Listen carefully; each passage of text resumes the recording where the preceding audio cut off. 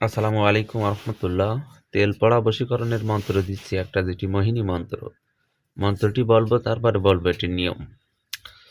সাথে সাথে কাজ হবে, 1 থেকে 2 মিনিটের ভেতরে কাজ হবে। মন্ত্রটি হচ্ছে: তেল তুলসী হাতে মুখে মাখি, রাজ দরবারে বসে রাজাকে করলাম পূজা, অমুককে মারলাম বান, বাঘ কাঁপে বাঘিনী কাঁপে আরো কাঁপে রাম, দেখে তেলের ঘাম অমুক অমুকের মনের মাঝে পূর্ণিমাসির চান, দোহাই হরে কৃষ্ণ হরে রাম।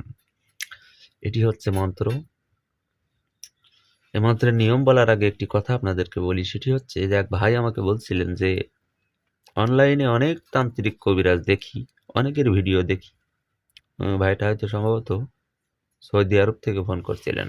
তো যাই হোক, তো বলছে আপনার মতো এরকম চলতে ফিরতে যেতে, বনে বাদাড়ে রাস্তাঘাটে সাধারণ জায়গায় মুখস্থ বিদ্যা বা মুখস্থ মন্ত্র কাউকে আমি দিতে দেখিনি। আমি এই জিনিসটা ফলো করছি।